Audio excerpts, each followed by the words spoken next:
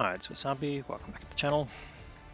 Got a battle on the Studziancy map, and it's the 808 again from PD Clan. This time he's in the GSOR 1008, Tier 8 British Premium TD. 4-shot auto loading, and see, it's got a very long reload between clips. So it's around about 40 seconds, but 808's running food, and his crew will have BIA. So that will help bring the time down a little bit, but still relatively long. But the interclip speed is actually pretty rapid, and you can do quite a bit of damage. It's roughly 1600 hit points per clip, or just under that. Okay, so it's also got really good speed. You can see he's doing about 50 kilometers an hour across the ground, not quite as fast as the light tanks, of course, but yeah, helps him keep up. Anyway, Studziancy, you're probably aware of most of the positions here.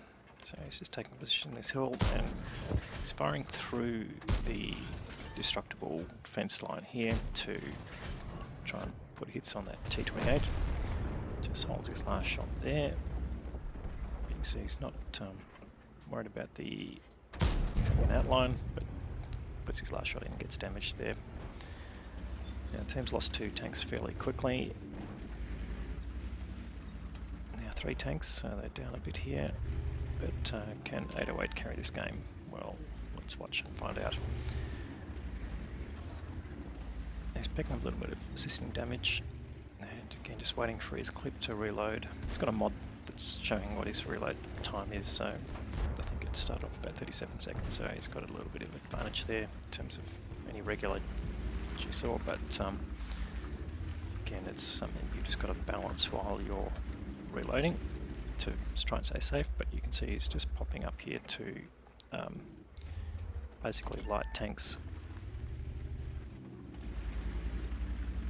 But as there's no arty in this game, it's probably not doing him a great deal of benefit there.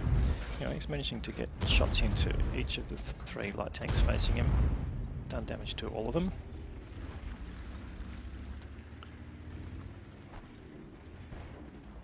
Goes into reload, and the enemy's starting to make mistakes here, so the advantage they held early is starting to evaporate, but there's still a couple of tanks up and some 2000 odd hit points difference. So you'd still call him in front. Anyway, he's coming back here to this relatively sheltered position here. And he would have a nice shot there on that Basante, but he's not reloaded in time. And it does get lit, and that would be, well, actually, probably by that TS5 is danger close there. And takes a hit from the TS5, ducks down out of sight. And now you can line up the TS5. He's aiming for the front track sprocket and putting in damage there. Nicely done. Last shot doesn't go in, but he's left him on 6 hit points. Someone can fire HE. Anyway, yep, defender's taking him out. So it takes out a fairly dangerous TD there. And there's still 2k down in hit points.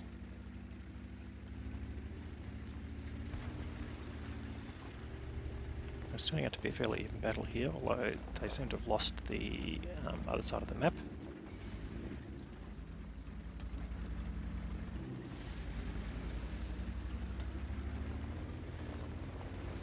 It's certainly not much of a battle going on where the heavy tanks normally are, so this is an odd sort of game here. Anyway, catches the Batchat 12T running away, gets rid of him. The Pantera takes out the M41 90. This dangerous 90mm gun there, and gets rid of the Borask as well. So it's basically, yeah, help moving tanks for the game. There's 2 kills there.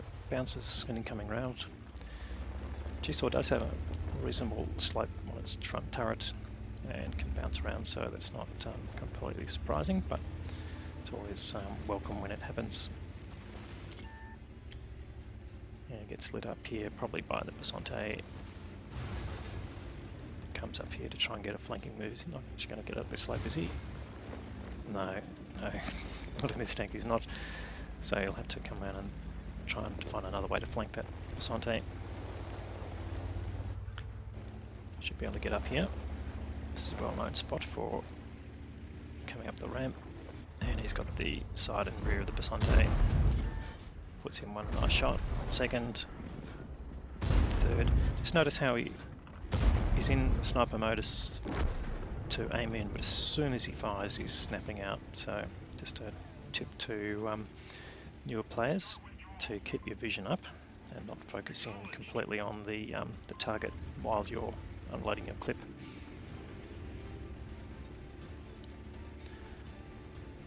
So they've basically evened out the game. They've got one tank in advance, and they've pretty much got down to only 500 hit points difference in the hit points. And young 808 is on 4.5k damage. So I told you this was going to be a carry, and he's not disappointing. He's found the T26E5. Now that shot bounced, but he also bounced in coming around from the Patriot. Gets the kill, does take one hit, but he's got enough hit points in hand here. Takes him to 5k of damage, and he's hunting for targets now. So there's only 2 tanks left. The Canoni Jagdpads are 105 and the SU-130 PM.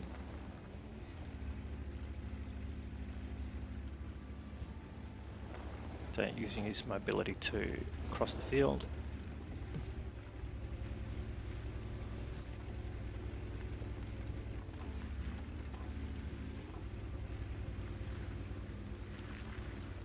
And he's got to where he was last seen, so not spotted yet. Now he is spotted, so he must be up ahead in a bush somewhere. Oh, in fact, there he is. Yep. So he's just going to charge through, locks in, gets the kill shot. Didn't take any damaging hit. That's 4 kills there to 808, and it's just the SU-130 PM left. As my good mate Stewie JP calls it, the 1:30 tank. Loves Stewie's sense of humour, and he's going to get a shot in on him. Fires one shot in, that misses, aims in, gets a second shot in, takes a hit, he's got enough hit points, gets the kill shot. That's 5 kills, and that's the end of the game. Let's go and have a look at the detail. So another Ace Tanker Mastery badge there for the 808, and the high caliber award for the most damage. 5680 direct damage and 5 kills. Here we go with the rest of the team. 1608 base experience. Fantastic result there, even though it was an all tier 8 battle. Next tank that got significant experience with the Object 274A. Well, he didn't do a whole lot of damage. He must have got some assisting damage, but generally, yeah, some good support from the team. And on the enemy side, that TS5 did nearly 3k damage, and that Canoni Panzer that he killed at the end did just under 3k damage. So they were probably the standouts for the team, and the rest of them really didn't do a whole lot. That's sort of, yeah, not uncommon. Anyway, 27 shots fired, not bad with such a long reloaded gun, 24 direct hits and 21 penetrations.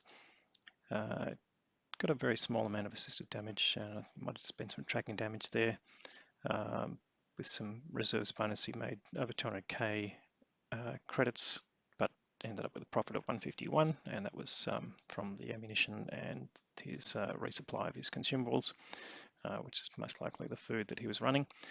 And he got some significant EXP bonuses as well from mission payout. So all in all, great result there for 808 again. Hope this is not boring you watching such good play. If you like this video, give it a thumbs up. If you haven't subscribed already, please consider subscribing, and we'll certainly have more good content through the week for you, and thanks for watching.